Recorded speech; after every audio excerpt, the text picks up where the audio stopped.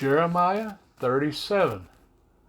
And sovereign Sidkiyahu, son of Yoshiyahu, reigned instead of Konyahu, son of Jehoiakim, whom Nebuchadnezzar, sovereign of Babel, set up to reign in the land of Yehudah.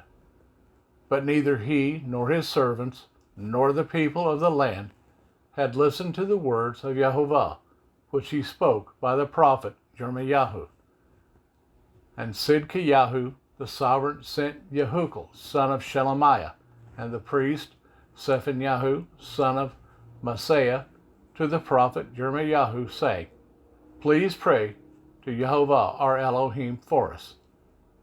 Now Jeremiah was still coming and going among the people, for they had not yet put him in prison.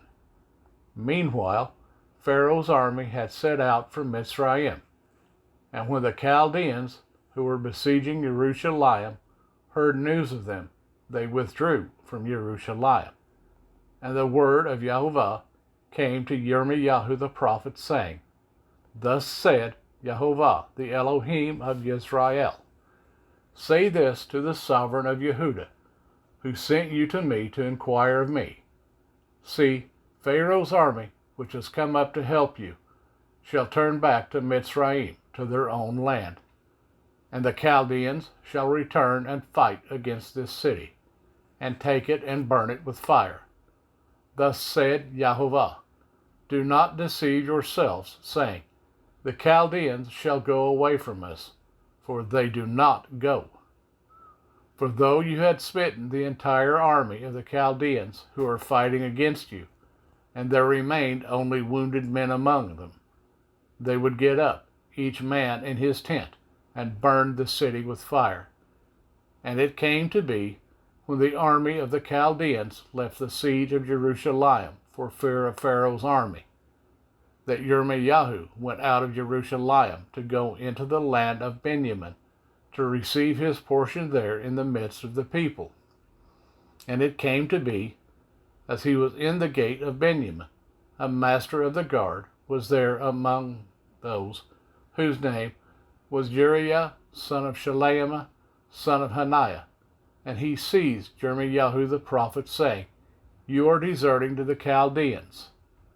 But Jeremiah said, It is a lie. I am not deserting to the Chaldeans. But he did not listen to him, and Uriah seized Jeremiah and brought him to the heads.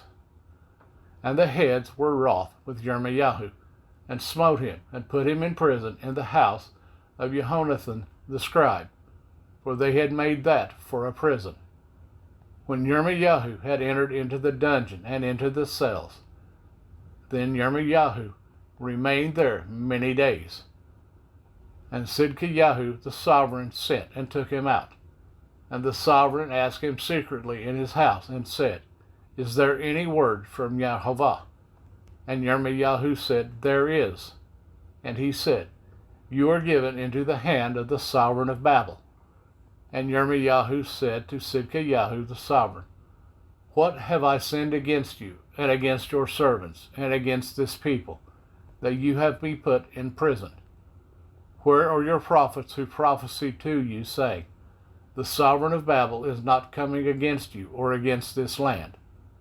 But now, please hear, O my master the sovereign, please let my petition be accepted before you, and do not make me return to the house of Jehonathan the scribe, lest I die there. Sidkiyahu the sovereign then gave orders for Jeremiah to be placed in the court of the guard, that they should give him daily a piece of bread from the baker's street, until all the bread in the city was gone. So Jeremiah remained in the court of the guard.